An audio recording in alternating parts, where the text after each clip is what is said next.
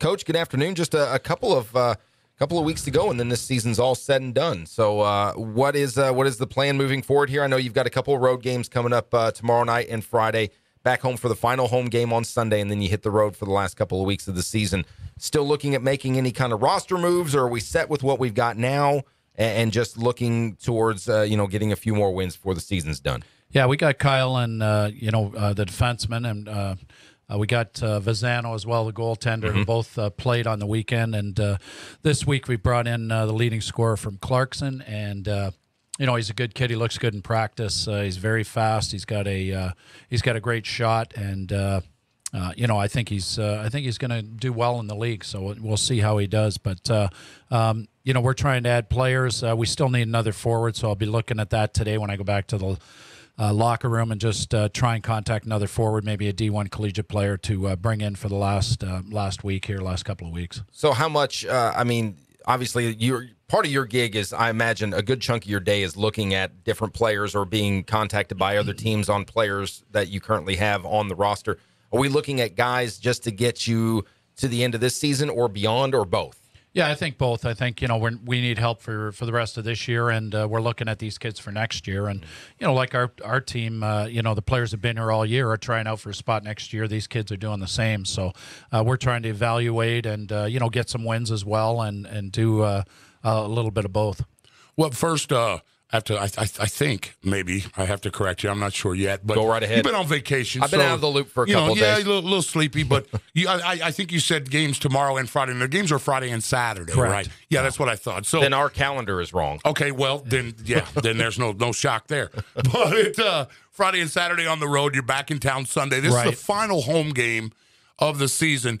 A lot of extra stuff going on. I mean, I'm sure you don't concern yourself with all the hoopla around what's going on. You got a hockey game to coach. Right. But this being the final game of the season, how are you on attendance this year? It seems, even with not the greatest of seasons, Evansville supports this IceMen team very well, I think. Yeah, they do. I agree, Jimmy. It's just incredible that, with our record, we can keep pulling in 5,000 or more to most home games. And hopefully Sunday everybody will be there, for the final home game. And it may be interesting because South Carolina's on a 21-game winning streak right now. Wow. And if they win Friday and Saturday, they'll be coming in with a 23-game win streak. And I think it'll give us some motivation to knock them off that win streak. So they're playing very well right now, and it'd be a fun game if that was to happen. So I'd be looking forward to that. But either way, we want to put on a good performance Sunday. And then, like you said, we're on the road the last couple of weeks. But, our fans, you can't say enough about them. They support us, win, lose, draw. They're always there, and they have their favorites, and they cheer them on. And, they're just a great group. Well, the amateur tryout thing, we talked about that a little bit last week because that's, something different that Ryan and I are learning. And I'm sure a lot of people that aren't deep into hockey maybe don't know how that works. But you explained last week, you bring them in, you have X amount of time to kind of try them out before either adding them to the payroll or moving on to someone else. I know you had a couple in. How is that working out, and do you have more coming?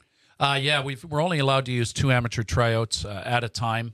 We have our 2 filled, so we put the new kid here from Clarkson on a regular contract, which you can do as well. So, it's just a different process and different pay and stuff. So, but these 2 kids will stay with us probably through this weekend anyway, and we may make a decision Monday to let them go and bring in a couple more kids. But we'll see how they do, and so far they've both done pretty well. Well, seven goals, I think, in Sunday's game. Yes. It's a lot of goals, regardless of what game, what level of hockey you're playing. 7 goals is a lot of goals. What happened? I don't know how else to put it, I guess. I think Florida is the top, they're the top team in the league, and certainly the best team I've seen. The first night was a, real good night for us. I think it was 2-1 going in the third period. But, Florida came out the next night, and, we made some mistakes, and they capitalized, and they don't make many errors. And, the goaltenders played well, and we came back for 3 goals in the second and third period, and was fun to see my son score a goal. So that was great before he left. Yeah. And, so that was fun. But, we lost 7-3 and we lost to a good team. And, we're not going to beat those kind of teams at this point in the year unless we get spectacular goaltending. And, Vazano was his first game. He was a little nervous. I thought he played well. And most of the goals that were scored on him, he really didn't have a chance on. So we're going to give him another opportunity this weekend and see how he does. Talking to Evansville IceMen head coach Al Sims in the Crease, his weekly sit-down here on Ford and O'Brien, ESPN Evansville 105.3 and online, ESPNEvansville.com. When you have a game like that ends like a 7-3, and then I think a week or so ago you had a team, I think it was a 10 goal, what's the conversation in the locker room after that? I mean, is it hard to keep the guys? Obviously, they're probably down. That's an understatement, I would imagine, but moving forward, what's the message moving forward after a game like that? Well, we just tell them, it's, just write it down on a piece of paper, 10-3 loss, grab the paper, throw it in the garbage can, physically get rid of it, and come back tomorrow and, be ready to play. And I think, the weekend before was kind of a flip-flop. First game was terrible. The second game was good. And this weekend it was the first game that was good, and the second game got away from us. But, for me, and, I told my kids this growing up, whenever you have a bad outing, whether you're a goaltender, forward, any kind of player, could be an individual outing or a team outing, get rid of it as quickly as you can and get it out of your head, get it out of your mind, and just start looking forward to the next game and how you're going to correct things and make yourself a better player for that game. And, that's usually how I handle it. Well, when you have, like you said, you had the week prior, you had a bad outing the first night, and then it got better the second night, and then it kind of a flip-flop. As a coach, you obviously consistency is something you want, and obviously in those two cases you don't get it. So what is happening? Is it the other team is changing the game plan a little bit, or they're just happen to be playing better on those particular nights, or you play better the one night? Where's the consistency, and how do you address that? Yeah, it's really hard to explain. I mean, we are what we are, and we're not a very good team, and unfortunately, sometimes we get things going and our goaltender's great and we can get a win or play tight with the other team. But, other times when, we're not focused and we're not concentrating and making mistakes, it really hurts because, we're not getting guys who can correct each other and help each other, and they're not at that point yet, and it's just it's frustrating. But the guys, I think for the most part are giving the effort, and I think sometimes the effort's in the wrong way, right? And that's the only way I can really explain it is our concentration sometimes slips, and when it does, we don't have many layers of defense that can help us. So, it is what it is. And, we're trying to get through this year. And if we can get a couple more wins, great. If not, so be it. And we're looking forward to next year. Well, I know you set goals as the season goes on. One of them has gotten away from you. Obviously, the playoffs are out of reach. But that doesn't take away from competitiveness and competition on the ice night in and night out. Do you take now the last games that you have, the last handful of games that you have, and set goals to let's shoot to win 60% of these, 70% of these? Or how do you handle the goals from here forward? Well, it's a good point, Jimmy. We set a goal of 8 wins for ourselves in the last 12 games. Unfortunately, we've lost 3 of those games or 4 of those games, so we're down to 8-8, and hopefully, we're going to win some games. But we did set goals for the players, and how to get there to those goals, what we needed to do, and how we need to do it. And like I said, the guys for the most part are the efforts there. It's just the talent isn't, and it's frustrating for me, frustrating for the players. Every night to be playing so much in your own zone. It's not the fun part of the game. The fun part's in the offensive zone and, trying to score goals and handling the puck and making plays. That's what everybody wants to do. And your own zone is a lot of hard work. And, our guys are working all the time. So it's frustrating that way. But, the guys, for the most part, have stuck together. They're a great group. I know we talked about this a bit last week. And, they stay positive. And they just had a rookie party this past week and had some fun with the rookies. And, so they're a together group, win or lose.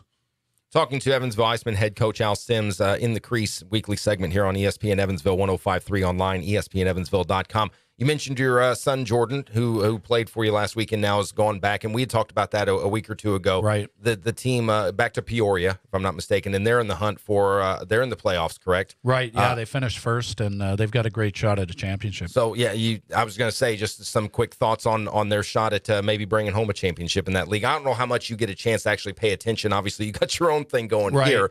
But obviously, with your son being tied into that, I'm sure you pay a little bit more attention. Yeah, to we that. watched a lot of games before Christmas. Where almost all of Jordan's games we watched, and watched the league. And Jean-Guy Trudel's a good coach down there, and has done a nice job.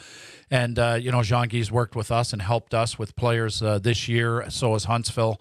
And we'd like to keep that relationship strong for next year, so we can they can use our players maybe after training camp, and we can bring those players back if need be. But yeah, it's a real nice program down there. They had an American League team before the Southern Pro League moved in there, and they've got an American Hockey League dressing room and top shelf stuff. So and it's a beautiful arena. So.